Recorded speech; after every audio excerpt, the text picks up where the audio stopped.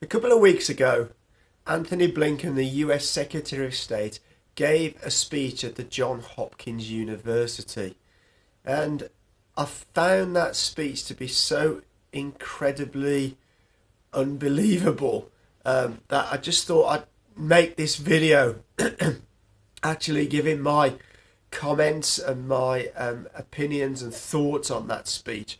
Do excuse me, I have a bit of a cold, so my voice is a bit strange. But without further ado, let's crack on and listen to the speech.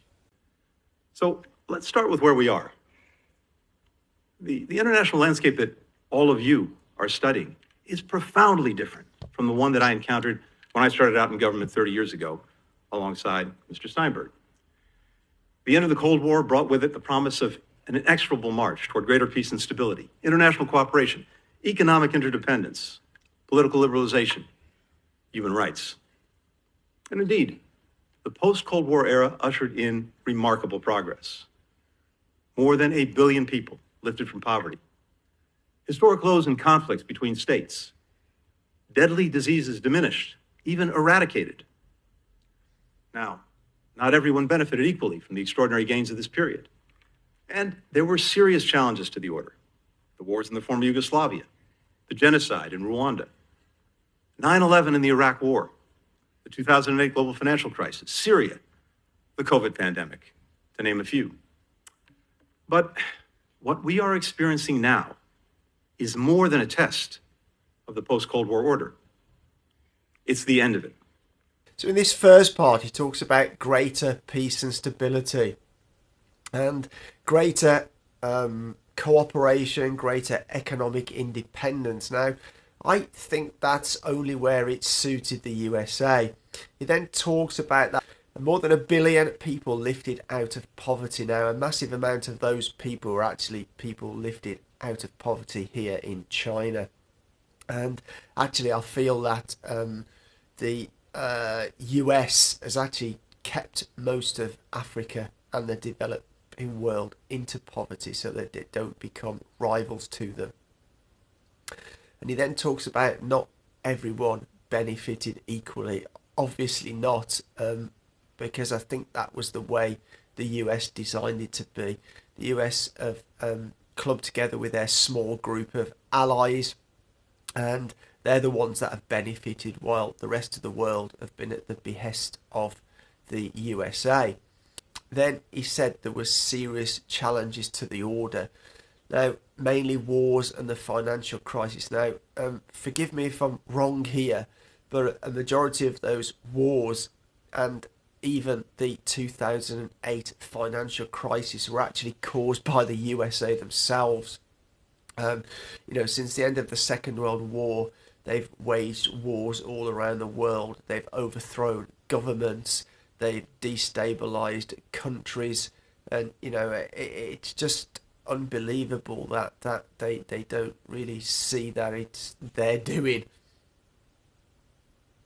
And he then goes on to admit that the unipolar world where the USA make all the rules is coming to an end. Decades of relative geopolitical stability have given way to an intensifying competition with authoritarian powers, revisionist powers. Russia's war of aggression in Ukraine is the most immediate, the most acute threat to the international order enshrined in the UN Charter and its core principles of sovereignty, territorial integrity and independence for nations, and universal indivisible human rights for individuals.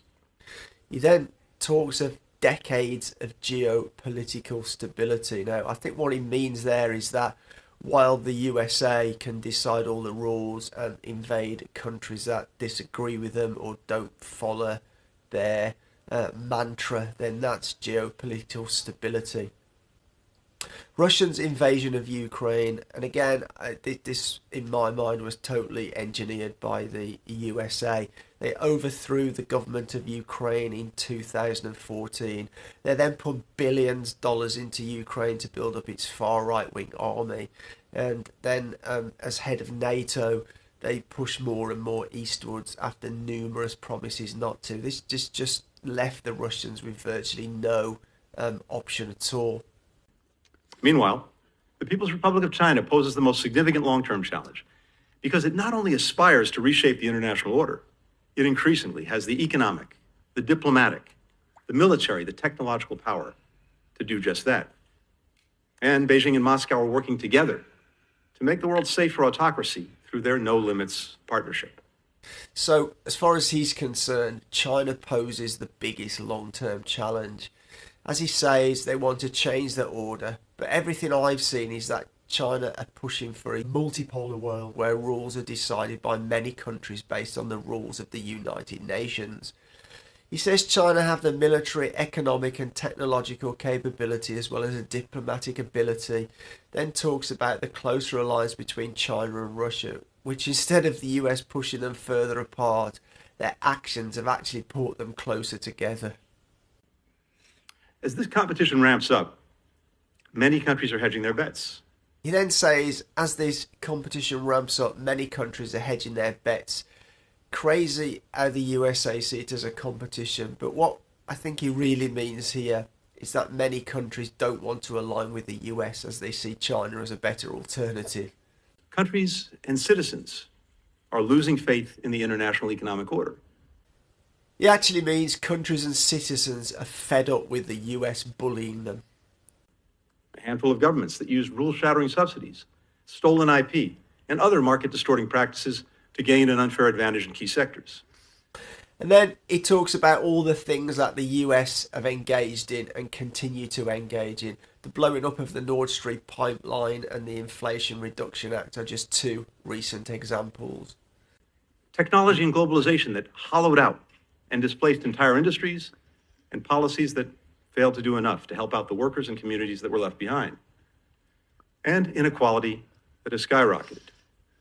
Between 1980 and 2020, the richest 0.1% accumulated the same wealth as the poorest 50%.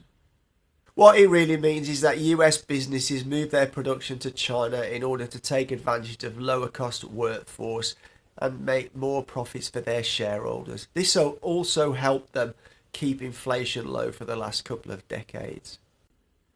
So, we find ourselves at what President Biden calls an inflection point. One era is ending, a new one is beginning.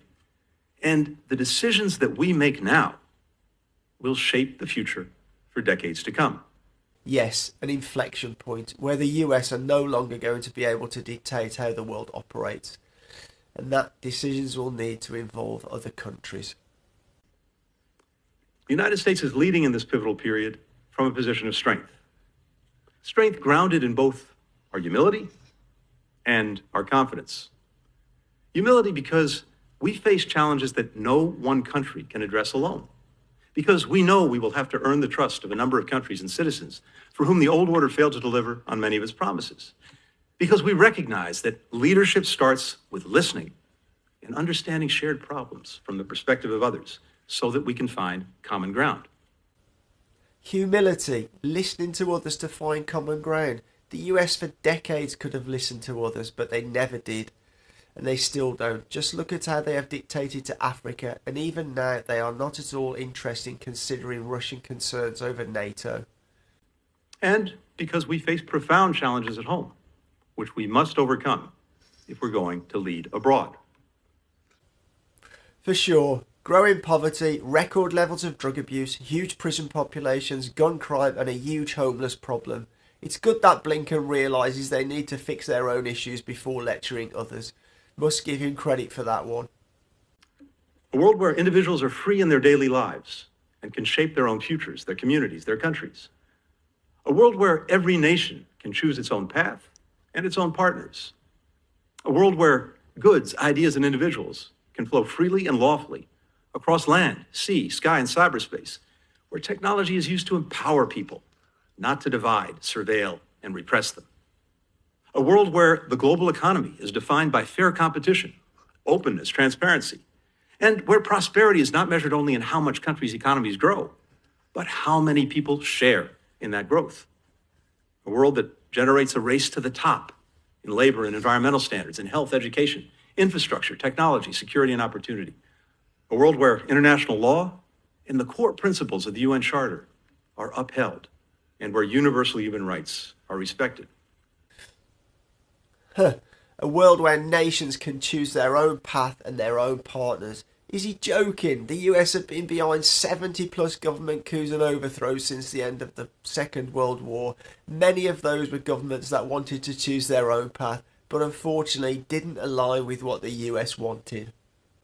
A world where goods and ideas, individuals can flow freely. Yeah, only if the US decides so.